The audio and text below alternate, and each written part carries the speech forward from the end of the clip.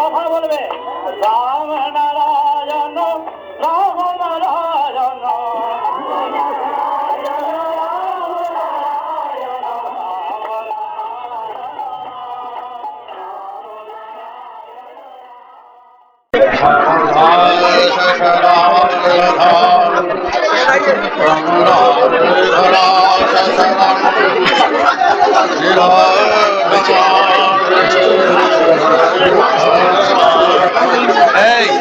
কথা বলবে না, চোখ ঝাড়াচ্ছি, কথা বলবে না, একটি কথা বলবে না,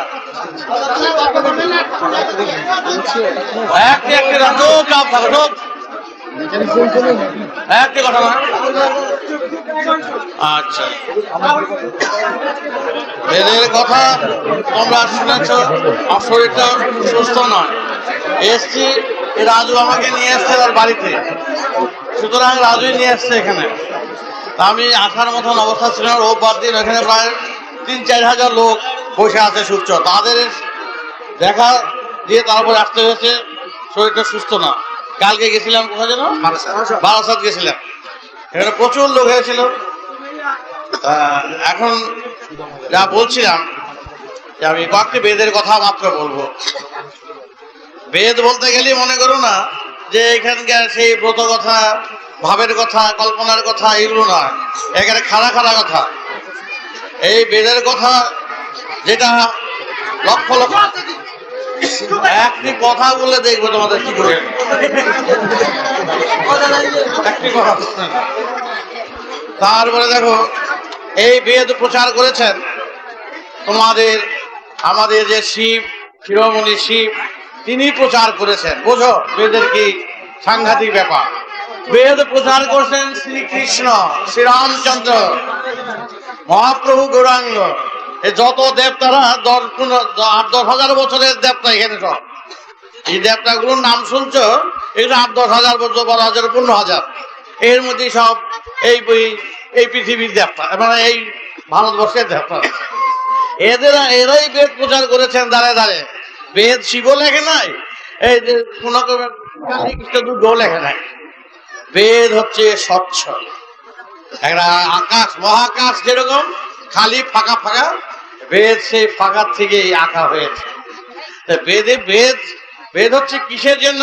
যেমন মানচিত্র, পৃথিবীর মানচিত্র দেখে দেখে যেরকম পথ বেছে নেয়, চলার পথ খুঁজে নেয়, সেরকম বেদ হচ্ছে আমাদের চলার পথের সাথে সাথে আমরা এই পথ ধরে ধরে আমরা অগ্রসর হওয়ার জন্য হচ্ছে বেদের ভিতরে এইসব নির্দেশ রয়েছে। তোমাদের মতন কর্মী, এই যে যারা খাওয়া পড়া এই কাজকর্ম যা করছো, চন্দ্র সূর্য গ্রহ নক্ষত্র, তারাও তোমাদের মতন কাজ করে যাচ্ছে, তারাও তোমাদের মতন কর্মী। দেখো সূর্য কত কোটি কোটি বছর সে তার আলো দিয়ে যাচ্ছে, প্রাণ বাঁচিয়ে রেখেছে, বাতাস সে তার কাজ করে যাচ্ছে, হ্যাঁ, মাটি সে তার কাজ করে যাচ্ছে, এবং এরা যার যার কর্মীরা কর্ম ভিতর দিয়ে কাজ করে যাচ্ছে। তো ধর্মটা কোথায় এলো? আমাদের দেশের এখানকার যা ধর্ম, এই ধর্মের পিছনে যদি তোমাদের যেতে হয়, কোনোদিনও খুঁজে পাবে না স্বর্গ রাজত্ব আর সিদ্ধি রাজত্ব আর মুক্তি রাজত্ব। এই যেই ধর্ম এখানে চলছে, এই ধর্মে কোনোদিন দেব দর্শন হয় না। কারণ এই ধর্ম হচ্ছে সেই শিশু বয়সের লেখা।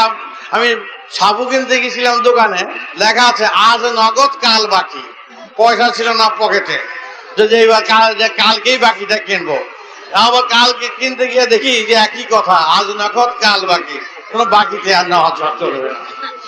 তাহলে এইখানে হচ্ছে কি, আজ কাম বর্জন, রিপু বর্জন, কাল দেব দর্শন।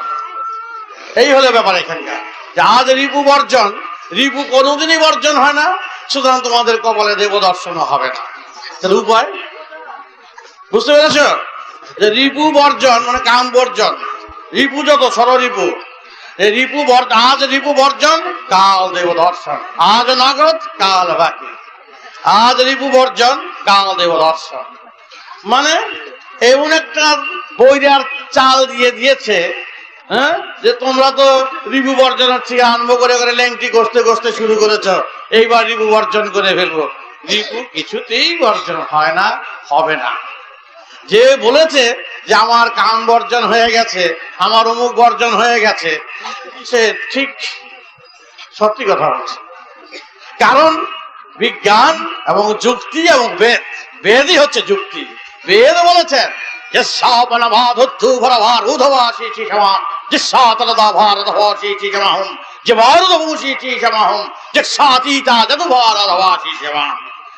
বুঝলে, কাম হচ্ছে কামনা, দেবতাকে ডাকাও কাম, ফুলটা ভালো লাগাও কাম। সুতরাং কাম যেখানে বাসনা, যেখানে আকাঙ্ক্ষা, যেখানে তৃপ্তি, ভালো লাগাটাই যখন কাম, সুতরাং সেই কাম কি করে বর্জন করবে? কোন সাধক আছে ভারতবর্ষে, পৃথিবীর কথা বাদই দিলাম, ভারতবর্ষে কোন সাধক আছে যার গান ভালো লাগে না, যার ফুল ভালো লাগে না, যে খেতে ভালো না বাসে? আমার সাথে প্রায় একজন 350 বছর সাধকের সঙ্গে সাক্ষাৎ। তিনি লং পাহাড়ে, দার্জিলিং যেতে টং লং আছে, গ্যাংটক যেতে, সেখানে তিনি বসে উপাসনা করছেন। তখন আমার বয়স 13 বছর বয়স। সেই সাধকের কাছে নিয়ে যায় আমাকে আমার এক ভক্ত। আমার গুরুদেব বাড়িতে এসছেন, আপনার যদি একবার দর্শন করতে চান, ওকে বলেছে, আমার তো উঠে যাওয়া সম্ভবপর নয়, তুমি যদি তাকে নিয়ে এসো। তাহলে আমাকে নিয়ে গেল তার কাছে।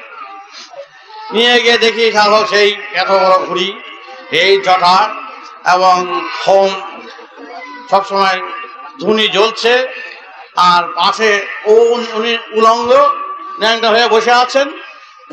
পাশের গুলো এখন কিন্তু উলঙ্গ হয়নি, লেংটি পর্যন্ত এসছে। এই তারা বসে বসে রুটি বেলছে আর আলু কাটছে, পাশে দেখছে। আমি গিয়েই দাঁড়িয়ে রয়েছি। দাঁড়িয়ে থাকাতে রাগেতে কিন্তু আজু আবি সাঙ্গালো আমার বলছে, আমাকে বলেছে যে আগেই আমার ভক্ত বসে, ইনি একজন ব্রহ্মজ্ঞ পুরুষ, আপনি তার সঙ্গে আলাপ করবেন, বাচ্চা বয়স। আমার ভক্তকে তার কাছে বলেছে, আমাকে বলছে কি,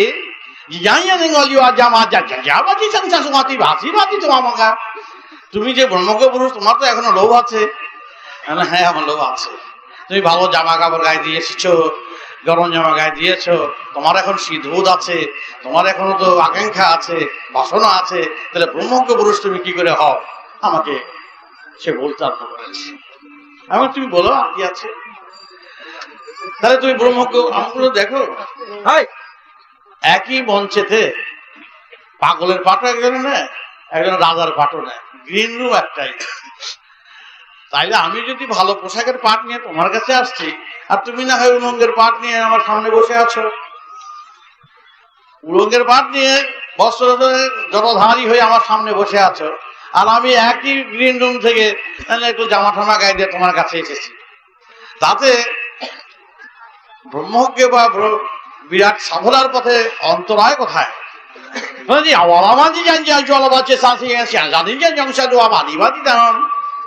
আমি বললাম, হে সাধক, তোমার সাথে আমি তো কটি কথা বলি, তুমি শোনো।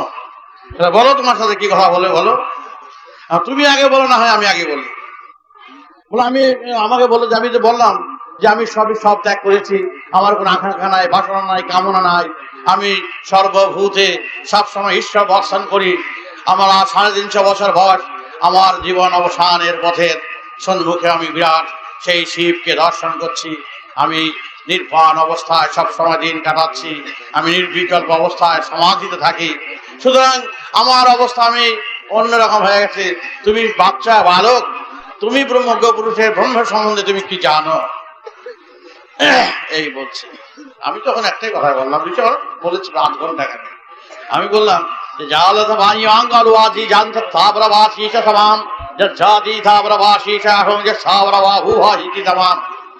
দেখো, বট গাছটা বিরাট, বট গাছের বীজটা কিন্তু এতটুকুনো, যে এতটুকুনো বীজ থেকে যে কত বড় বট বৃক্ষ হয় তা তুমি জানো সাধক?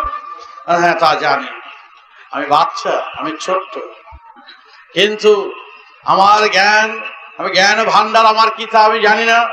আমি কর্মী, আমি খনির কর্মী, আমি খনি থেকে মহাবিশ্বের খনির কর্মী আমি কাজ করছি। আমি মহাখনি হতে যে বিষয়বস্তু তুলে ধরবো তোমার অস্তিত্ব থাকবে না সাধক। তুমি তোমার নিজস্ব যা যে সমস্ত নির্বিকল্প নির্বাণ সম্বন্ধে যে সমস্ত কথাবার্তা বলেছ সব ধোবে উড়ে যাবে। তুমি শোনো আমার মুখে, মানে কি বলো দেখলি? আমি বলছি ভালো দিবি শাসি জমাহং যে তোমার ভাজি তবাসি জমাম বেদ ব্রহ্মা জগৎ ভরবাসি জমাহং ভাসি জমাম। তুমি কাম বর্জন করছো বলছো, তুমি রিপু বর্জন করছো বলেছো। আচ্ছা, তার আগে একটি কথা বলছি, তুমি শোনো। আচ্ছা, তুমি কি খেতে ভালোবাসো সাধক? আমি অন্য কিছু ভালোবাসি না, এক রুটি এক আলুর দম আমার যথেষ্ট। আচ্ছা সাধক, তুমি ফুল ভালোবাসো? বলে হ্যাঁ ফুল ভালোবাসি। গান ভালোবাসো? হ্যাঁ গান ভালোবাসি।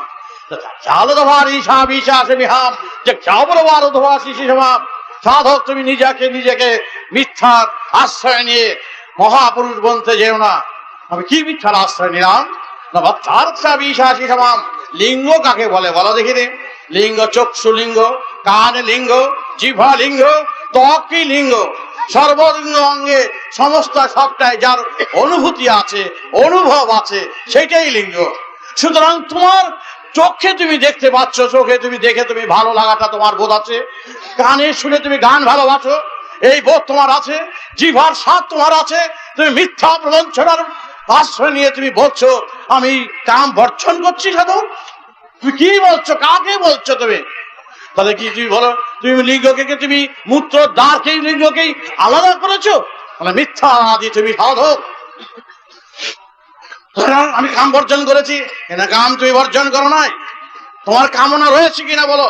তুমি দেবতাকে চাও কিনা বলো? তুমি দেবতার সাধনা করছো কিনা বলো? হে দেবতা করছো কিনা? রুটি খেতে ভালোবাসো, আলুর দম খেতে ভালোবাসো, হ্যাঁ তোমার সবটাই ভালো লাগা আছে। এক মূত্র দাঁতটাই বুঝে তুমি কাম সেখানেই সীমাবদ্ধ করেছো। মিথ্যুক প্রবঞ্চনা ভাগান দিয়েছি ইচ্ছে করে ধমক। যেই ধমক দিয়ে আচ্ছা ঠিক আছে, চটে গেছে। তুমি চটে গেলে, তুমি ব্রহ্মজ্ঞ, তুমি বিরাটত্বের সুর নিয়ে এসো। তুমি তো পাখার বাতাসে যদি সাগর উথাল বাথাল করে তাকে সাগর বলা চলে? তাহলে তো বাটির জল বলতে হবে যে পাখা দিয়ে বাতাস দিছি, বাটির জল নড়তে পারে, সাগরের জল নড়বে কেন?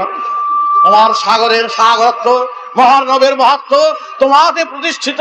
তুমি বলছো যে আমার যে একটা দুইটা রাগ করে কেন কথা বলেছি, ডোজ দিয়ে দেখলাম যে তোমার মধ্যে রাগ আছে কিনা।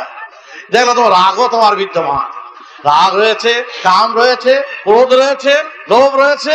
আর এদিক দিয়ে তুমি 350 বছরের এই ডিগ্রিটা, এই সার্টিফিকেট নিয়ে তুমি উলঙ্গ হয়ে মহাপুরুষ সাজবার ভাব দিয়ে সমাজকে বিভ্রান্ত করছো।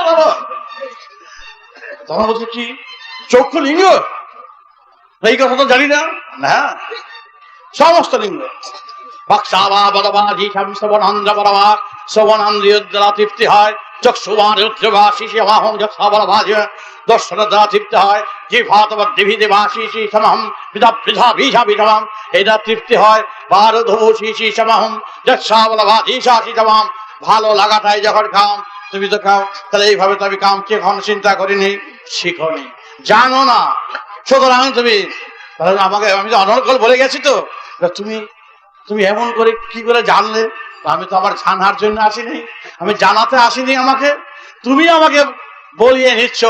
আমি আগেই বলেছি আমি সাধারণ কর্মী, আমি মহাবিশ্বের মহাখনির কর্মী মাত্র। আমি নিজেকে ভগবান, মহাপুরুষ, অবতার বলে আমি নিজেকে জাহির করতে আসিনি তোমার কাছে। আর জাহির করতে আমি ঘৃণা বোধ করি, এবং সেই রকম চাখার আমার জাহির আমি করি না। আমি কর্মী, আমি কর্মের সন্ধানে, কর্মই আমার ধর্ম। আমি কর্মী, কাজ করে যাচ্ছি। সুতরাং তোমার মতন ভগবান সাজবার প্রলোভনে আমি এগিয়ে আসছিলাম। তখন সাধক বললেন, রাধা ভিসা, আমি তোমাকে অনেক কথা বলেছি, আমি বুঝতে পারলাম যে তুমি বিরাটকে এমন ভাবে জেনেছ যে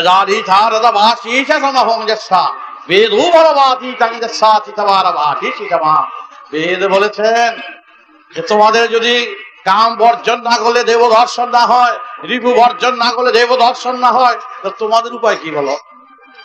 এখন বলো, এই মুক্তি চান, গঙ্গা চান, কুম্ভ মেলায় এই জায়গায় গিয়ে কি করে ভাবে বলো তোমরা?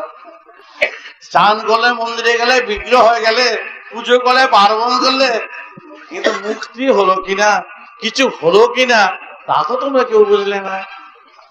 না বুঝে কাজ করাটা তো বেদের কথা নয়। বেদে হচ্ছে প্র্যাকটিক্যাল, মানে কাজ একে একে দুই, দুয়ে দুয়ে চার, এরকম করে বেদ শিক্ষা দিচ্ছে।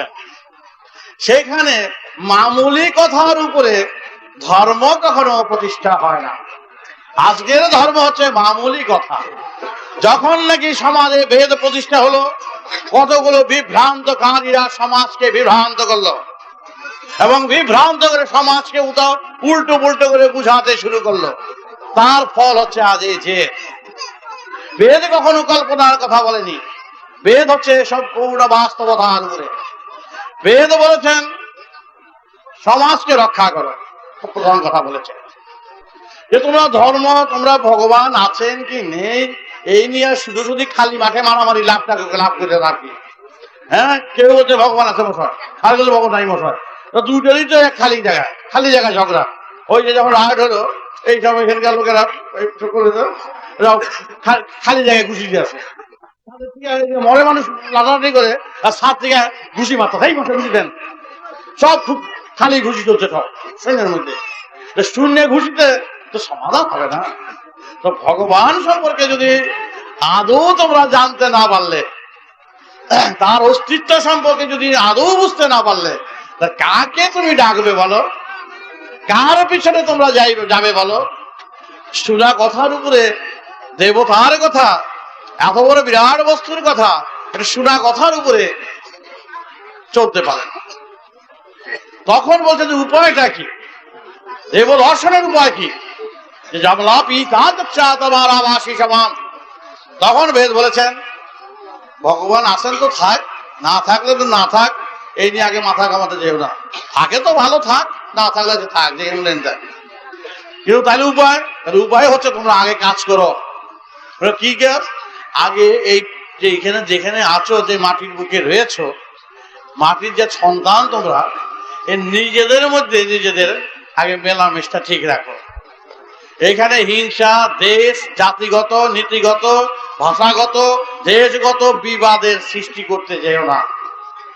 এই যে ঘুম থেকে উঠে আমি এক নীতি, তুমি এক নীতি, আমি এক পক্ষে, তুমি এক পক্ষে, চললো লড়ালড়ি, মারামারি, দলাদলি, ফাটাফাটি, লাঠালাঠি, এই জীবন ভোর করতে করতে আদত বস্তু তো হারিয়ে গিয়ে সে কিছুই কেউই পেল না। মারামারি, দুইজনই হাসপাতালে।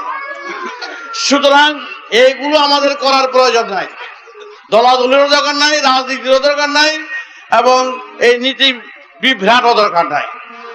আগে ঠিক করো যে খাওয়া পড়ার ব্যবস্থাটা ঠিক আছে কিনা। বেদের কথা প্রথম, যে তোমরা যে করছো, ঘুম থেকে ওঠা বাচ্চাদের দুধ ঠিক মতো দিতে পারো?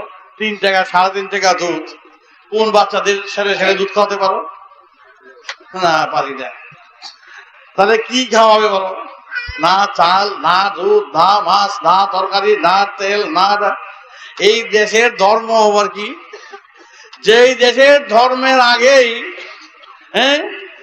ক্ষুধার যজ্ঞ অগ্নি জ্বলছে আগে, এই অগ্নিটা জ্বলছে আগে, এই অগ্নিটাকে আহুতি দিতে পারছো না, তারই ক্ষুধা মিটাতে পারছো না। এই ক্ষুধা না মিটিয়ে আর এই ক্ষুধার দিকে তুমি কি করে যাবে বলো? তাই ব্যবস্থা করতে বলেছেন যে অপর্যাপ্ত খাদ্যের ব্যবস্থা তোমাদের কাছে রয়েছে, তোমাদের হাতে রয়েছে, তোমাদের বন্দোবস্তে আরো বেশি হতে পারে, তার বন্দোবস্ত আগে করো। এইটাই হলো কর্মের মাধ্যমে খুঁজে বার করো ধর্মের কথা। তাই বলছে বেদের কর্মীরা কি করতেন, তারা দাঁড়ে দাঁড়িয়ে যেতেন, গিয়ে খাওয়া দাওয়া, শিক্ষা দীক্ষা সব ব্যবস্থাগুলো আগে করে নিতেন। ভিক্ষা বলভার ঈশা জমার আবাদ তোমার বাসী সমাম, যে চার শিশি সমাহম, যে সাথী তোমার। একটা কুত্তা যদি না খেয়ে মরে, সেখানে বিরাট হামলা বেজে যেত। এখন কুকুর তো বাদই দাও, মানুষ হাজার হাজার না খেয়ে প্ল্যাটফর্মে যাও, রাস্তায় যাও, ঘাটে যাও, যেখানে মরে যাচ্ছে না খেয়ে, অনাশ্রয়ে মরে যাচ্ছে, আর আমরা বাবুরা তার পাশ দিয়ে নাকে কাপড় দিয়ে হেঁটে যাই। এই তো আমাদের দিল হয়ে গেছে। সুতরাং সেই দেশে কোন মঠ মন্দির থাকতে পারে না, কোন দেব দেবতার কিছু থাকা উচিত নয়। সেই দেশে কোনো ধর্ম নয়, সেই দেশে একটাই মাত্র ধর্ম, সেই দেশে হচ্ছে বাস্তব ধর্ম। সেই বাস্তব ধর্মের ভিতরে কর্মের পথ বচে না, এবং আগে খুঁজে বার করো, আগে সমাধান করো খাদ্যের। ধর্মের প্রথম কথা মনে রেখো, ধর্ম খালি দুব্বা হাতে করিয়া পাতালি বলে ধর্ম হয় না। বেদের কথা, ধর্ম হচ্ছে আগে আহারের ব্যবস্থা করো, অন্নের ব্যবস্থা করো। যার জন্য সমস্ত দেব দেবতারা যে পুজো করছো, কোন দেবতাটা মারপিট না করে দেবতা হয়েছে বলো দেখিনি? হ্যাঁ, কোন দেবতারা মারপিট না করেছে? মারপিট করে সব বেটা দেবতা হয়েছে। হ্যাঁ, কালী বলো, দুর্গা বলো, শিব বলো, হ্যাঁ, কৃষ্ণ বলো, রাম বলো, হগর বেটা হয় দরুদ না হয় মারপিট, না হয় কুড়াল খন্থা, হ্যাঁ, গিয়া সব বেটাকে গিয়া এগিয়ে গিয়া সব বেটাকে ধর দেবতাকে শিরোমণি হয়ে সমাজকে রক্ষা করেছে, সরকারের হাত থেকে দেশকে রক্ষা করেছে। সুতরাং আমরা তো আর রাজনীতি করছি না, রাজনীতির জন্য, ইলেকশনের জন্য, গদির জন্য তো নয়। দুটো মা বোনের বাচ্চাদের মুখের খাদ্য যে গ্রাস টেনে নিচ্ছে, যে তাদের খোরাকের ব্যবস্থা ধর্মনীতিতে কি বলছে সেই কথা বলছি। আমার ধর্মনীতি, আমি রাজনীতির কথা বলছি না। শুনতে রাজনীতির মতন লাগছে যে আমার মা বোন, আমি গ্রামে গ্রামে যাই, 4 কোটি আমার ফলোয়ার্স, 1,600,000 কম 1 কোটি শিষ্য। সুতরাং আমি গ্রামে যাই, এই ভালো জামা কাপড় পরে গ্রামে যাই, গ্রামে গ্রামে যাই, দরিদ্র, খেতে পায় না, অনাথা, রাস্তায় ধুলোতে বাড়িতে যেই সমস্ত ছেলেমেয়েরা গড়াচ্ছে। আর কলকাতা শহরে বড় বড় স্কুলে যাও, এখান থেকে শেষ মোটামুটি গাড়ির মাথা দেখা যায় না। তাদের ছেলেমেয়েরা যে টিফিন ফেলে দেয়, হ্যাঁ, কয়েকশো লোক খেয়ে বাঁচতে পারে, ভালো ভালো টিফিন সব নিয়ে ফেলে দেয়। তাদের ব্যবস্থা, তারা যে গাড়ির পর গাড়ি হাঁকাচ্ছে। আর ওই যে আমি মাঠে মাঠে গেছি, ঘরে ঘরে গেছি, জল পরে, হ্যাঁ, এক কাপড় পরে আর কাপড় অন্ধকারে উলঙ্গ হয়ে বসে আছে, মা গেছে বেরিয়ে আবার পায়ে এসে সে এসে পড়েছে। এরকম করে যে আছে, আমার যেসব মুড়ি দিয়েছে আমি কষে পড়ে যখন মুড়ি খেয়েছি, আমি তোদের কাছে ভালো জামা পরে এসেছি, তাহলে তুই আমার কাছে, তুই যদি ভালো জামা পরেছিস শাল কেনা, তাহলে তোকে আমি শাল কিনে দিতাম। আমাকে বলছে, তাহলে তুই আমাদের পাশে পিছনে থাকিস, আমি তোর বাচ্চাগুলো যে তখন লেখাপড়া শিখে দিচ্ছে হয় না, এই যে সব ধুলাই বালি গড়াচ্ছে আগাছার মতন। তাদের মধ্যে কি বড় কবি নাই? তাদের মধ্যে বড় সাহিত্যিক নাই? তাদের মধ্যে কিছু নাই? নাই। তার কারণ আগাছার মতন ছেটে ফেলে দেওয়া হয়েছে তাদের কোনো গন্তির মধ্যে রাখা হচ্ছে না। আজ কলকাতা শহর, বড় বড় জায়গায় যারা ধনী গোষ্ঠীর ছেলে, যারা বড় লোকের ছেলে, তারাই একমাত্র সন্তান দেশের। আর ওই সমস্ত অবজ্ঞা অবহেলিত লক্ষ লক্ষ হাজার হাজার সন্তান ধুলো বাড়িতে গড়াচ্ছে, তারা সন্তান নয়। বেদের এইরকম বৈষম্য যদি আগে দেখতো, তাহলে তোমাদের পুড়িয়ে মারত, আগুন জ্বালিয়ে গেলে এইগুলো আগে মার।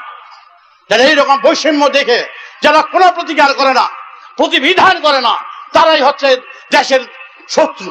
আমরা দেশের শত্রু, আমরা দেশের বন্ধু নয়। কারণ কোন সমাধানই আমরা করছি না।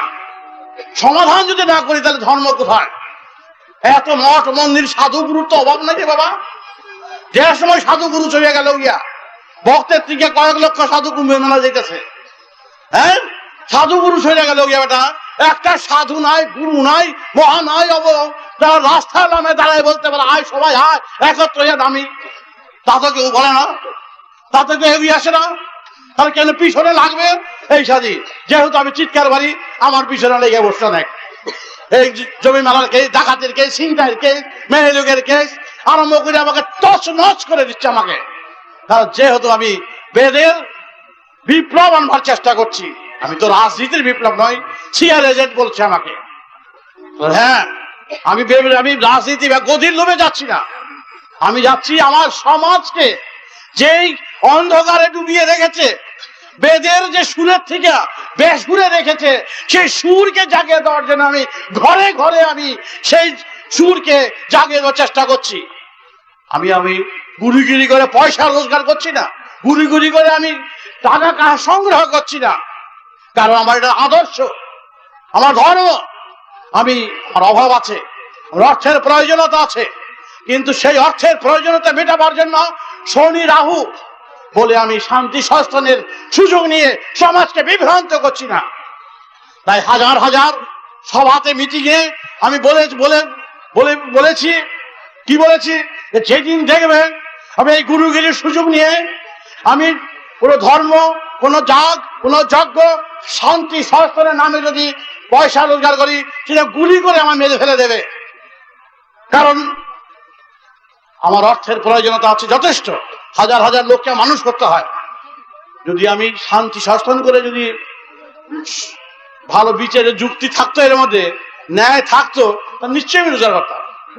যজ্ঞের মন্ত্র যারা আছে, শান্তি সংস্থানের মন্ত্র যারা আছে, রাহু খাতার মন্ত্র যারা আছে, শনি খাতার মন্ত্র যারা আছে। কিন্তু কথা হলো, একটা নিরীহ আমার নির্ভরশীল সন্তান, তাদের কাছে যদি আমি বলি, দেখে তোর রাহুর দশা, কারে ঘর থেকে বার করে নেয় ঠিক নাই, কোনটাকে নিয়ে যায় ঠিক নাই, এই কথা বললেই ভক্ত তোকে আমার বাবা উপায় কি, ভক্তের ট্যাক্স যদি ভারী দেখি বুঝি, তাহলে আমি যা এখানে মোটা করে দিতে পারবো। হ্যাঁ বাবা লাগবে, 1 টাকা লাগবে এটা মূর্তি বানাইতে। তারপর সেই অনুভূতি একেবারে থালা কাঁথা আরম্ভ করে একটা ছাতি, লাঠি, খাট, পালঙ্গ একেবারে 20-25 হাজার টাকা যাই দিয়ে দিলাম, ওর 1 ফোঁটা দিয়ে বার করে দিলাম যজ্ঞ হইলে। তাহলে এইরকম করে আমার 25-30 হাজার টাকা রোজা করতে পারি। সুতরাং এগুলো যারা করে, আমি যখন করতে পারছি না, কোনো পথই পাচ্ছি না ঢুকতে, যে 2 পয়সা কামাবো, যেদিকে ঢুকতে যাই সেদিকে সাঁতারি করতে হবে, আমার ভণ্ডামি করতে হবে, জুচ্চুরি করতে হবে। সুতরাং ওই পথ আমাদের নয়, বেদের পথ ওটা নয়। তো সমাজে যারা করে তারা কি এটা আশ্রম করতে পারলো না ঠিক মতো, তো কয়েক কোটি টাকা দিতে আশ্রম আমি আরেক বিরাট আরেক একেবারে বেলুন করে ভাজতে পারতাম, আর 10 কোটি টাকা রোজা করতে পারতাম যদি আমি টাকা রোজা করতাম। নিজেরা ইট ভেঙেছি, আমি জল টানি, ইট ভাঙি, খাওয়া খোয়া। এবং আমাদের বাড়িতে আমার 300-350 লোক থাকে, ছেলেরা রাজমিস্ত্রি, সুতার মিস্ত্রি, সব মিস্ত্রি আমরা নিজেরা ঘর বাড়ি করি। শিষ্যের মাথায় হাত বুলিয়ে নয়, চাঁদা তুলে নয়, আশ্রম আমি করি না, থাকার একটা জায়গা মাত্র। সুতরাং অর্থের কত প্রয়োজন হয়, ইট কিনতে লাগে, কত কষ্ট করে বাকিতে ইট কিনি, মাসে মাসে পয়সা দিয়ে দেই। সুতরাং খোয়া ভাঙছি নিজেরা, ছেলে মেয়েরা ভাঙছি, নিজেরা খাচ্ছি, নিজেরা করছে, নিজেরা উস্তাকা, নিজেরা রাজমিস্ত্রি, সুতার মিস্ত্রি করে কাজ করেছি। কিন্তু ইচ্ছা করলে এদিক ওদিক জাইন বাই করলেই টাকা আনতে পারি, তার চেয়ে পকেট মারা সম্মান অনেক বেশি। আজকের সমাজে এই যারা করছেন, যারা চলছেন, এইভাবেই অনেক করছে। কোথায় প্রতিবাদ? ভয়ে ভীতিতে কেউ কিছু করছে না, তা চলতে দেওয়া হবে না।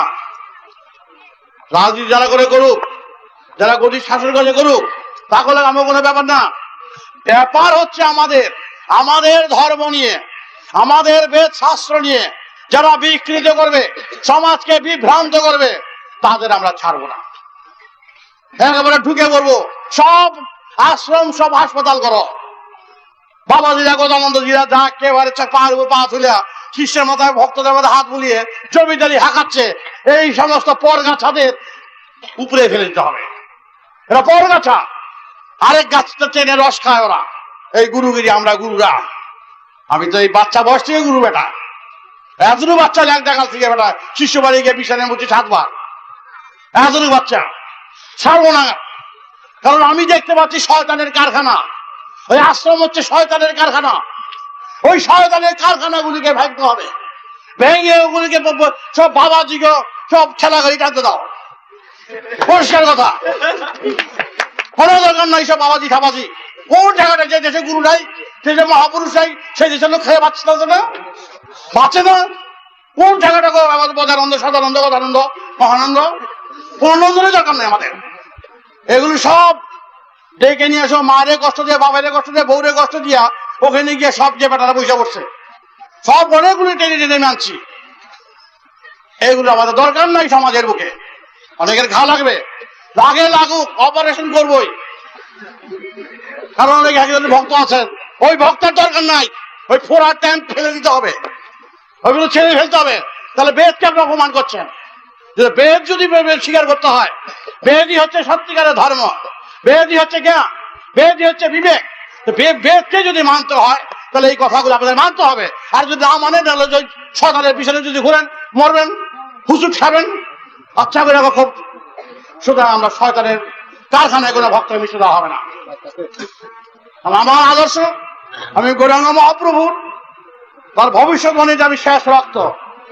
মহাপ্রভু অত্যন্ত নিষ্ঠাবান ছিলেন, তেজী ছিলেন, বিপ্লবী ছিলেন। তিনি সন্ন্যাস নিতে চান নাই, তার মা তাকে জোর করে পাঠিয়ে দিয়েছে, যা বেটা তুই ঘর থেকে বাইরে কাজ করি।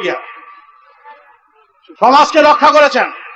তার রক্ত যখন আছে, তার টকবগানি আমার রয়েছে, আদর্শতা নিয়ে আমি চলি, কিন্তু আমি সংস্কারের আশ্রয় দিতে রাজি নই। আমি এইভাবে সমাজকে বিভ্রান্ত করতে রাজি নই। আমার লক্ষ লক্ষ সন্তান নিয়ে আমি হই হুল্লা করে ছেড়ে দেবো।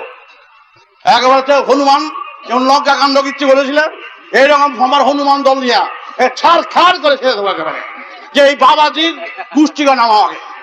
সমাজে যদি কেউ ক্ষতি করে থাকে, এই গুরুরা, এখনকার যে গুরুরা, আমরা হলো ক্ষতিকারক, আমরা হলো সর্বনাশ, আমরা বিভেদ সৃষ্টি করেছি, আমরা জাত সৃষ্টি করেছি, আমরা এই সমাজকে বিভ্রান্ত করেছি। আমাদের আগে সাজা হওয়া উচিত, এবং সাজা যাতে হয় তার ব্যবস্থার জন্য আমি 5 বছর 7 বছর বয়স থেকে এই পথে আছি। আমি গুরু সাজবার লোভে আসি নাই, মহাপুরুষ সাজতে আসি নাই। বদনাম নিয়েছি হাজার, জমি মারার একেবারে চিন্তায়, ডাকাতি, ওয়াগেন বেকার এবং বাকি নাই না আছে বদনাম আমার বাচ্চা বয়সের থেকে। আমি তৈরি ভাষায় দিয়েছি, সেই ঝড়ের বিরুদ্ধে লড়াই করে যাচ্ছি। সেই বাঙ্গল গভর্নমেন্ট, সেন্ট্রাল গভর্নমেন্ট, এটা যা আছে সবাই হাত মিলে যাচ্ছে, যে যায় আসে আসবে নাই। মরতে যখন হবে, আগে শুধু বাথরুমে উপরে বললে কেমন হবে? মরতে যখন হবে এমনি মরতে কারো দিতে রাজি নই। মরার মখন মরতে হবে, শয়তান দমন করে যেন মরে। সমাজকে ঠিক করে, সমাজকে স্বাধীন করে, সমাজকে সুস্থ করে যেন আমাদের মৃত্যু হয়, সেই পথ বেছে নেওয়ার জন্য আমি দলে দলে সন্ধান দল করেছি। সন্ধান দলের সন্দেহ করে গিয়ে বাধা সৃষ্টি করছে, বিঘ্ন সৃষ্টি করছে, নানা রকম এ রামনারায়ণ করে যাচ্ছে, অনেকে সৃষ্টি করছে, অনেক রাজনীতি দলের থেকে আরম্ভ করছে, ভুল করছে তারা। আজকে সৃষ্টির যে দল আমি করছি, মার খেয়ে যাও। দাদা সিং মার খায় প্রথম, আমার নিয়ে গেছিল দাদা সিং দেখাতে। দাদা সিং যে মার খায়, আমি দাদা সিং মার খাও কেন বলে, প্রথম মার খেতে তারা ক্লান্ত করি, তারপর ওরা বসে চড়ে বসি, ও মার খায়, আমি তোর আগে মার খা, মার খেতে খেতে টায়ার্ড হোক, তারপরে বাস ধর। সুতরাং যদি আমাদের উপরে অযথা আক্রমণ করে, আমরা কারো বিরুদ্ধে যাচ্ছি না, কারো বিরুদ্ধে সমালোচনা করি না। কি সরকারের বিরুদ্ধে, কোন গদির বিরুদ্ধে, কোন দেশের বিরুদ্ধে, কারো বিরুদ্ধে আমাদের কোনো অভিযোগ নাই, কারো রাজনীতির কোন দলের বিরুদ্ধে আমরা যাচ্ছি না। কিন্তু কোন সংগঠন, কোন দল যদি এসে আমাদের উপরে ঝেপে পড়ে, এসে পড়ে অযথা যদি আমাদের আক্রমণ করে, তবু তাদের সাবধান করে দেওয়া হবে। তারপরে এই 1 কোটি লোক যদি ক্ষিপ্ত হয়ে ওঠে, ভালো হবে। তার 1 কোটি লোক আছে বাংলা ভারতবর্ষে, 50 লক্ষ লোক যদি আমি দাঁড়া করে দেই হনুমান, আর ইটের টাকা যদিও দেই, সেখানে পর্বত হয়ে যাবে। আমি তো মারামারি করতে যাচ্ছি না, কিন্তু তারা আমাকে খুঁচিয়ে যদি আমাদের আত্মরক্ষা করে যদি আমাদের এগোতে হবে। অযথা যখন আমরা যাচ্ছি না, বারবার করে বলছি, আইবি কে বলছি, এসবি কে বলছি, তারা আমার বাড়িতে যায়, আসা যাওয়া করে, তাদের জানাচ্ছি যে দেখো আমি তাদের লিডার। ডাকাত বলো, চোর বলো, পদ বলো, 4 কোটি লোকের আমি ফলোয়ার, লিডার হয়ে আছি। শুধু আমার কথা আগে জেনে নেবে। হঠাৎ কোনো কথার উপরে নিজের পাওয়ার ব্যবহার করতে চাই না, আমাদের উপরে না জেনে না শুনে সিআর এজেন্ট করে ঢুকে বললাম, অযথা যাবে না। আগে আমাকে জিজ্ঞাসা করো, আমার ভুল ত্রুটি যদি দেখো আমাকে আগে বলো, যে এই জায়গায় আমরা ভুল করছি, সেই ভুল যদি সংশোধন না করি তখন আমাদের ধরো। আমার দলের মধ্যে যদি কেউ অন্যায় অপরাধ করে তাকে ধরো, তার অপরাধের জন্য আমার সমস্ত দল অপরাধী নয়, সংগঠন আমরা অপরাধী নয়। আমার দলের মধ্যে যদি কেউ খুনি হয়, আসামি হয়, অপরাধী হয়, এই সম্ভব নয় এই 4 কোটি লোককে দেখে রাখা, কে অন্যায় করবে, কে অপরাধ করবে সন্তান দলের মধ্যে। সব সন্তান দলেই এই ধরনের এই কথা বলা চলে না। তাকে অ্যারেস্ট করো, তাকে নির্যাতন করো, তাকে শাস্তি দাও, কিন্তু তার উপর উপলক্ষ করে সবগুলো ধরতে আরম্ভ করলাম, এটা অপরাধ। আমি বলে দিয়েছি, যদি অন্যায় দেখো, অপরাধ দেখো, আমাদের জানাও, আমরা সংশোধন করে নেব। আমরা সংশোধন করার জন্য এসেছি, আমরা সেইভাবে তৈরি হয়ে কাজ করব, কিন্তু অযথা আমাদের উপরে রুলার চালাতে যেও না, ভালো হবে না তোমাদের। আমরা সহজ সরল মন নিয়ে আমরা বেদ প্রচার করছি, একবার সম্পূর্ণভাবে। আমরা যখন ক্ষতি যখন কারো করি না, আমাদের উপরে অযথা সমস্ত রাজনীতি দলদের বলছি, সমাজের সংগঠনদের বলছি, অযথা আমাদের উপরে হামলা করতে এসো না। আমাদের রামনারায়ণ গানের বিরুদ্ধে বাধা সৃষ্টি করতে যেও না। আজ বাধা দেবে, কাল বাধা দেবে, পরশু বাধা দেবে, চতুর্থ দিন তোমরা অস্তিত্ব থাকবে না, অসুবিধায় পড়ে যাবে তোমরা। সুতরাং আমরা মরবার জন্য যখন এসেছি, মৃত্যুকে আমরা সাথী করে গিয়েছি, মৃত্যুই আমাদের আনন্দের দিন, সেই দিনটাকে আমরা প্রতি ক্ষণে ক্ষণে গণতে আরম্ভ করেছি। বুঝতে পেরেছ?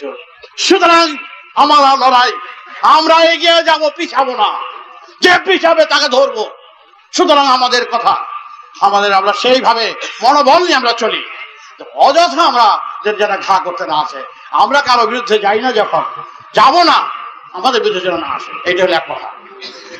আমরা বেদের পূজারী, আমরা বেদ প্রচার করছি, শুধু বেদের ধারা, বেদের যুগে মানুষ খেয়ে পড়ে বাঁচত, আর সেই মানুষের স্মৃতি রয়েছে, এরা না খেয়ে মরছে কেন? এত হাহাকার কেন? এই হাহাকার সৃষ্টি করছে কে? কে সৃষ্টি করছে হাহাকার? আমরা শয়তানরা। এইসব শয়তান বিনাশ করা দরকার, বিষ দাঁত গুলো উপরে ফেলে দরকার। কারণ আমরাই শয়তান তো সমাজের বুকে, তাতে দেশের ক্ষতি, সরকারের ক্ষতি, সর্বদিকে সবার ক্ষতি। আমরা যদি সমাজকে রক্ষা করি, সরকারের দিক থেকে তো ভালো। আমরা তো দেশের, আগে তো বলছি, আমরা তো সরকারের বিরুদ্ধে আচরণ করছি না, সহযোগিতাই করতে চাই সর্বাঙ্গীন ভাবে। কিন্তু যদি এইভাবে যদি দিনের পর দিন অন্যায়, অত্যাচার, অবিচার ধর্মের দিক থেকে বেদের অপপ্রচার করে যাচ্ছে, বেদের সুযোগ নিয়ে সমাজকে বিভ্রান্ত করছে, তাহলে এইবার আমরা বিপ্লব করবই, বেদের বিপ্লব আনবো, আমরা ঝাঁপিয়ে পড়বই বেদকে রক্ষা করার জন্য। তাই বেদের যুগে ছিল সর্বদিকে সর্ব বিষয়বস্তু থেকে অভাব মুক্ত। মনে রেখো, সেদিন কোনো অভাব ছিল না, কোনো দিক থেকে কোনো কিছুতে নয়। তো সেদিনকার লোক আজকে তোমরা স্মৃতি বহন করে বসে আছো। আজকে তখনকার সময় বলেছিল তাহলে যে আমরা যে সব সমাজকে রক্ষা করলাম, বেদজ্ঞরা, ঋষি সন্তানরা যারা, তারপরে বললেন যে আমরা তারপরে কি করব? খাওয়া পড়া তো পর্যাপ্ত হয়ে গেল, যা দুধ দিয়ে স্নান করা বাকি, তারপরে আমরা কি করব? তখন বলেছে তো ভগবান আছেন কি? না, আছেন বললেও দোষ হবে, নাই বললেও দোষ হবে। তাহলে কি করতে হবে? এই যে বিশ্ব প্রকৃতি, জগত ভাঙ জলাধা চলাভা পরম এগাজ জং জক্ষাত ভাঙ জমরাভীতা বরাভাস চরম। মানে কি বলছে? আজ্ঞা চক্র মূলাধার স্বাধিষ্ঠান মণিপুর অনাহত বিশুদ্ধ আজ্ঞা সহস্রার। এই সহস্রারের সহস্র ধ্বনির সহস্র সুরের মাধ্যমে অনন্ত বিশ্বের সুরকে ধরা যায়। গীতা ভাতাং যদুভারাং বরভারো ভাতিয়া ভারা শরণম আজ্ঞা চক্র মহাভীতা ভরভাসি শরণম বিশুদ্ধ ভারাং যদুভাপারাং ব্রহ্মানন্দো ভরভারি শরণম। আজ্ঞা চক্র এবং সহস্রারের সূত্র ধরে এই সারে গামা পাধা নিসা মূলাধার স্বাধিষ্ঠান মণিপুর অনাহত বিশুদ্ধ আজ্ঞা সহস্রার সারে গামা পাধা নিসা সানি ধাপা মাগাদেশা। এই সুর দিয়ে যেমন সারে গামাকে ধরা যায়, সুরকে ধরা যায়, এবং তখনকার সময় এই 25,000 স্তরের এই সুর বাঁধা ছিল, এবং 25,000 নিচে ছিল এই সারে গামা বাঁধা নিচে, এবং এই নানা রকম মন্ত্রতন্ত্র, এবং 25,000 স্তর ভেদ করে করে আনিলেন এই সহস্রারে। এবং এই সহস্রারের মন্ত্রে রয়েছে জগত ভাভাভরাভিসমম মরভাতি পাপরাসরাধা যথা সীতা ভাপরাধা সাধরণা। আজ্ঞা চক্রে সহস্রে রয়েছে শিব শক্তি, যাকে বলে প্রকৃতি পুরুষ রাধা কৃষ্ণ। দেখো এই যে রাধা কৃষ্ণ, এই রাধা কৃষ্ণ কিন্তু বৃন্দাবনের রাধা কৃষ্ণ নয়, আর সেই যে শিব শক্তি, শুধু এই শিব শক্তি নয়, যেই রাধা কৃষ্ণকে রাধা কৃষ্ণ নাম দিলেন, সেই রাধা কৃষ্ণ হচ্ছেন সেই কৃষ্ণ। আকাশের কৃষ্ণ হচ্ছে কৃষ্ণের নামে এই কৃষ্ণকে কৃষ্ণ বলা হয়। আর রাধার হচ্ছে সেই ধারাকে রাধা বলা হয়, ধারাই হচ্ছে রাধা। তাই রাধা কৃষ্ণ হচ্ছে মহাকাশের মহাকৃষ্ণ। মহানামের সারা গ্রামে হচ্ছে হরে কৃষ্ণ হরে রাম। মহাপ্রভু যে নাম দিয়েছিলেন ষোলো নাম 32 তারই সারেক গ্রাম হচ্ছে রাম নারায়ণ রাম। এই মহাকাশের মহানাম রাম নারায়ণ রাম। রার ব্যাখ্যায় 3 দিন লাগবে, মর ব্যাখ্যা 3 দিন, নারায়ণের নার ব্যাখ্যা 3 দিন, আবার আরেক রার ব্যাখ্যা 3 দিন, আয়নর ব্যাখ্যা আবার 3 দিন 3 দিন। এই কয়টা দিন প্রায় হইলে একটা রামনারায়ণের কিছু ব্যাখ্যা করা যায়। বুঝো যে একটা রাকে যখন আনতে গেল, রাম ও রাকে যখন আনতে গেলেন, তখন জগতের যত কিছু জীবজন্তু গুলো আছে, যতগুলো জীবজন্তুর সুর আছে, ওয়া কা কা ভা ম্যাও ওয়া হাউ হাউ, যতগুলো আছে সবগুলো জীবজন্তু স্বরকে সুরে আনলেন।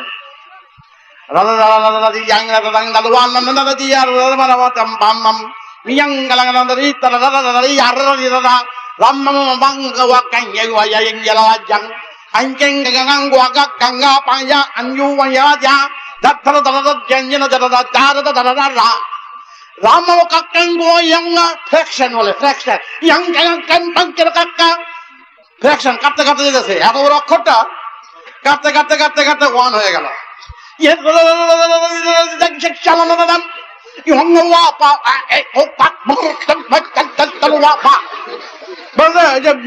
শিবের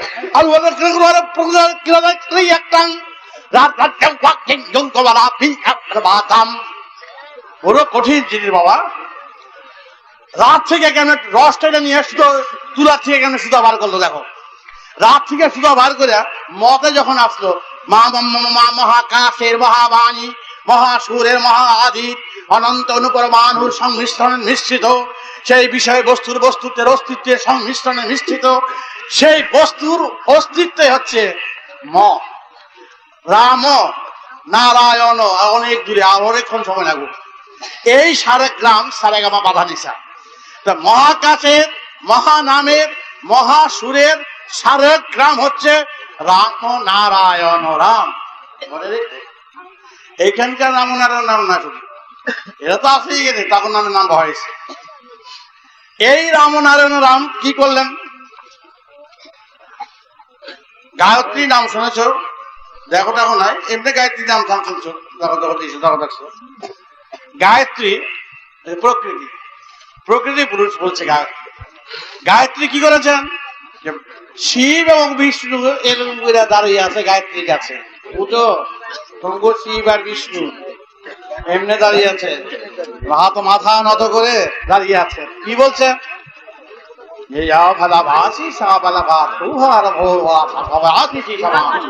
শিব বলছেন এই অনন্ত মহাকাশ সে তত্ত্ব বহির্গত করা, বার করা কারো পক্ষেই সম্ভবপর নয়। মহাকাশ অনন্ত সীম, তার সীমানা বার করা কারো পক্ষে সম্ভবপর নয়। কিন্তু তুমি প্রকৃতি, তুমি গায়ত্রী, তুমি ভূর্ভুবস্য তৎসবিদুর বরেণ্যম, সেই ভূলোক মহালোক সব লোককে তুমি আলোকিত করেছ। সেই মহালোকের মহাগান মহাস্তারগ্রাম তোমার হস্তে লিপিবদ্ধ রয়েছে, সীমাবদ্ধতে তুমি এনেছো। তুমি আমাদের দয়া করে তা দান করো, অর্পণ করো। জীব শিক্ষা, জীব কল্যাণে, জীব মুক্তির উদ্দেশ্যে সেই সারেগ্রাম ঘরে ঘরে যাতে পেলাতে পারি, তারই সুব্যবস্থা তুমি করো। এই শিব এবং বিষ্ণু গায়ত্রীর কাছে প্রার্থনা করলেন, বুঝলে? তখন গায়ত্রী কি করলেন? একটা রূপ ধরে, যেমন মানচিত্রের রূপ ধরে যেমন দাঁড়ালেন। দাঁড়িয়ে বললেন কুমারী। তিনি বললেন শিবকে এবং বিষ্ণুকে বললেন এবং আরো অনেক ঋষিদের বললেন, রাধে ব্রহ্মা পীঠো ভরভাসি সমাম মহাকাশের মহাভীতাদভারতভাসি সমাম জগৎ শস্যভাসি সমাম জগৎ ভূরাভাসি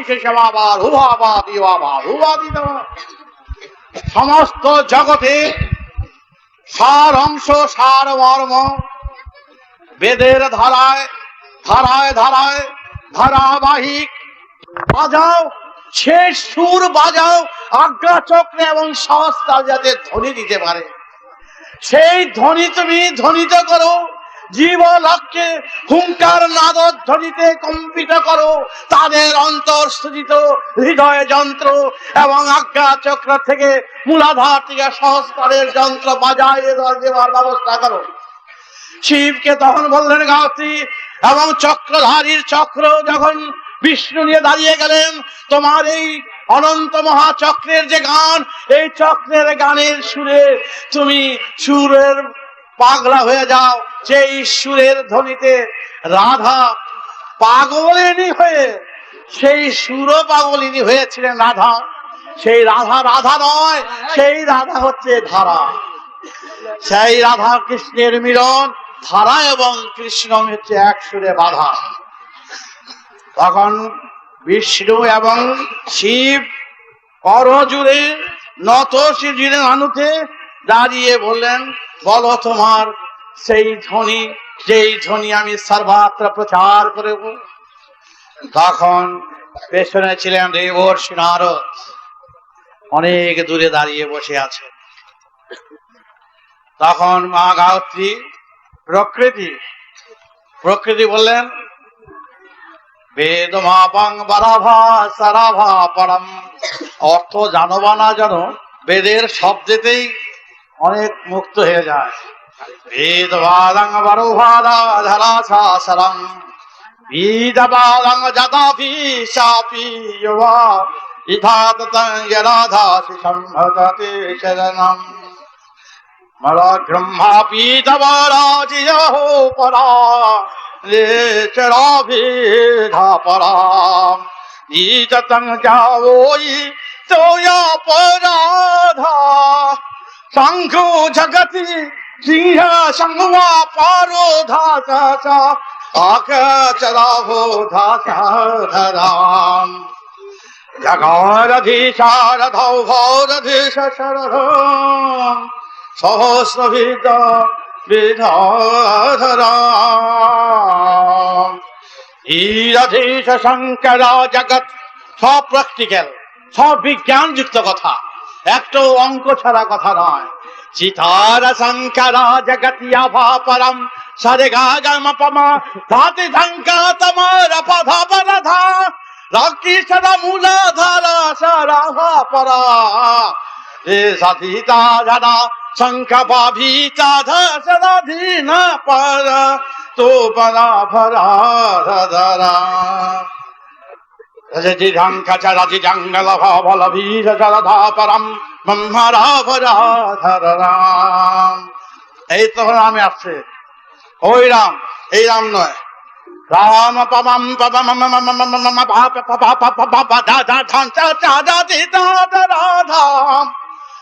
ঈশা শঙ্কর ভাবরাভা মূলাধার সহস্রার ভরধাম। এই মুক্তির জীব কল্যাণের মুক্তির ধারার মুক্ত বাণী অনন্ত মহাকাশের যেই ধ্বনিতে জীবলোক সৃষ্টি জীবকাং ভগো ভরো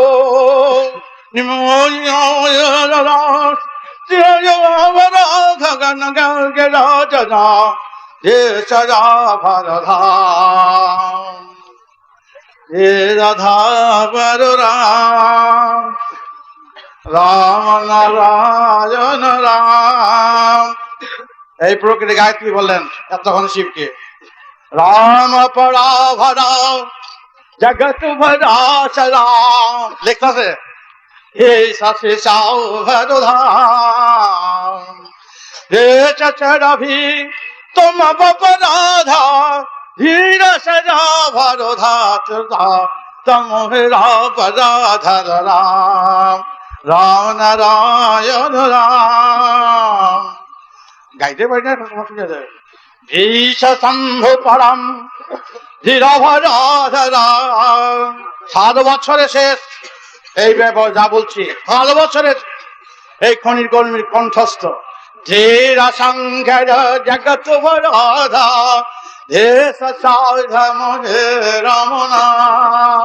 শিব তখন ত্রিশূল দিয়ে সম্মান জানিয়ে ত্রিশূলের মাধ্যমে এই যে ত্রিশূল ইরা পিঙ্গলা সুষমনা মূলাধার থেকে নিয়ে আসলেন ত্রিশূল ধরে। হে গায়ত্রী, হে প্রকৃতি, দাও সুর ধ্বনিতে, ডমরুতে বাজাবো মহার ধ্বনি, দাও তুমি সুর। এবার বাজতি চাভরম ঘোরোচি শঙ্কর রাম। শিব তখন নিয়ে এলেন। শিব তখন ওই ত্রিশূল দিয়ে অনাহতে লিখছেন, বিরাট অনাহত এখানে শিব ত্রিশূল দিয়ে লিখছেন শিব সলথম চিরধা কোধরাধরা অনাহত ভীবরঙ্কর হুঙ্কার ধরি আহত রাধা সরাধা হে ধরা ভাধা রাম নারায়ণ রাম রাম নারায়ণ রাম নারায়ণ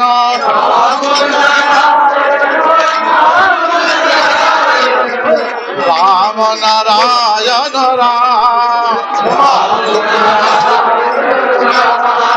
শিব লেখতেছেন শিরা ভাড়া কত ব্যথায় বেদনায় দুঃখে আর্তনাদে শিব যখন পেয়ে গেলেন মহানামের মহাসারক রাম, তখন কিভাবে লিখলেন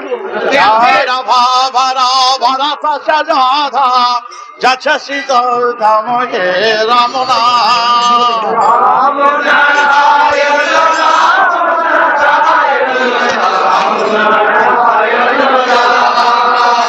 শঙ্কর জগত ভরা ভা হে রাশি সাধম হে রমনা।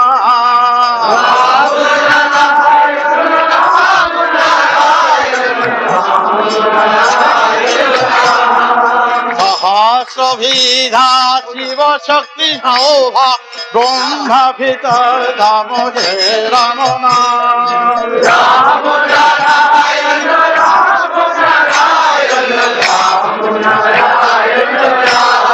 শিব লেবে গেছেন মাঠে, এই কর্মীদের মতন সন্তান দল হয়ে গেছে যে এই তাম্মা ভার অভিষেক ধাম জগৎ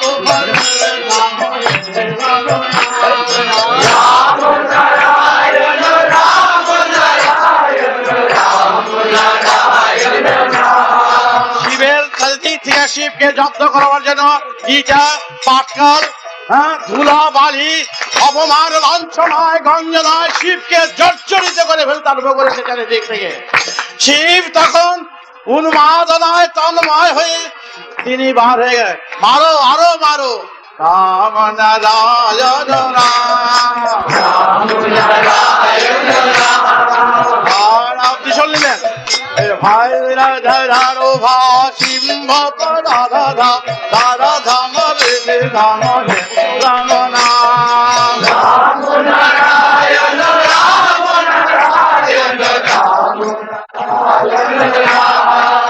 সন্তান দল শিবের মতন চলো হে শঙ্কর জানদি নাদা ধারাধা জিরো নাম হে রাম নাম। রাম নারায়ণ রাম নারায়ণ রাম নারায়ণ রাম। ত্রিশূল হাতে করে শ্রীরাম ধরা ভা ব্রহ্মা জগৎ ভা ধরতি পধর নাম হে রাম নাম। রাম নারায়ণ রাম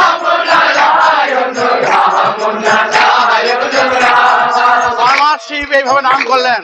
নামের ফলে এই মহাসারক গ্রাম, এটা সারক গ্রাম, এটা মহাকাশে দিয়া বললেন শিব নিজে ব্যাখ্যা লিখলেন। তিনি ব্যাখ্যা লিখলেন, কিসের ব্যাখ্যা? এই ফলটা লিখলেন Bim bam bam palla chila dhapa pa radha pa jagadiya jana damura parura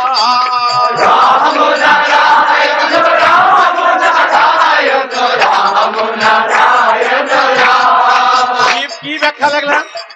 জগতের শান্তি, জগতের কল্যাণ, জীবের মুক্তি, জীবের অনুভূতি, জীবের দর্শন সুরে প্রতিষ্ঠিতের এই সুরের মধ্যে এত গাথা রয়েছে। মহাসারগ্রামে অফুরন্ত ভান্ডারের তেজ শক্তি, তেজস্কণিকা এই রাম রাম নারায়ণ রামের মধ্যে রয়েছে। তোমরা শুধু ইচ্ছায় হোক অনিচ্ছায় হোক দ্বারে দ্বারে সর্বত্র যত প্রচার করবে, যত গান করবে, তোমাদের ফল অনিবার্য, সুফল অনিবার্য, শান্তি অনিবার্য। শিব তিনি এই জিনিস পেয়ে তিনি কাঁদতে কাঁদতে সবার কাছে দিয়ে বললেন, তোমরা গাও, মহাসারগ্রাম, মহাকাশের মহাসারগ্রাম নিয়ে এসেছি। দেবর্ষি তুমি নাও, তুমি ধরো, তুমি গান করো, সবাইকে শান্তি দাও। যে বিজ্ঞানের কথা বলছি, ভাবের কথা নয়, কল্পনার কথা নয়। তারপরে শিব সব সন্তানদের নিয়ে, যেই সন্তানগণ, সন্তানেরা ভুলে যেও না, বাধা বিঘ্ন তোমাদের বাজনা, তোমাদের যন্ত্র, যত বাধা আসবে, বিঘ্ন আসবে, অন্তরায় আসবে, মনে করবো হারমোনি মৃদঙ্গের বাজনা তোমাদের বাজছে, আরো গান গাওয়ার জন্য তোমার বলছে। তাই শিব দুই হাত তুলে আকাশ মানে তাকিয়ে জটা পড়ল নিচে, বলতে আরম্ভ করলেন, হে মহাকাশ ভরধাসরাম মহাকাশং জলা ভাপা হে রাম রাজ সদা ধর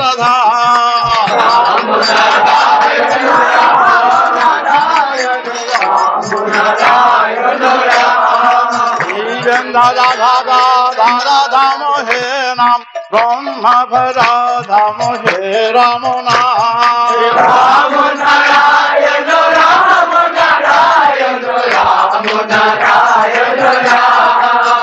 সবে এই গান মহানাম মহাসম রাম নারায়ণ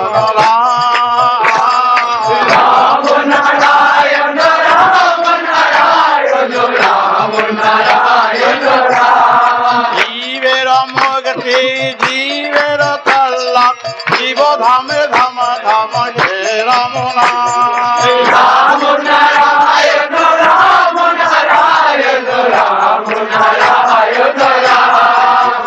সবে একই সুরে, একই গানে, একই ধামে, একই নামে নাম রাম নারায়ণ রাম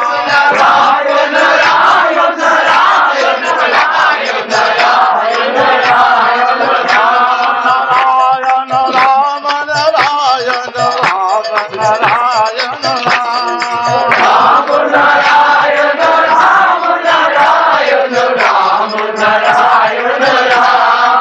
আচ্ছা, গলা ভালো না, গান ভালো না, তোমরা বুঝে নিও।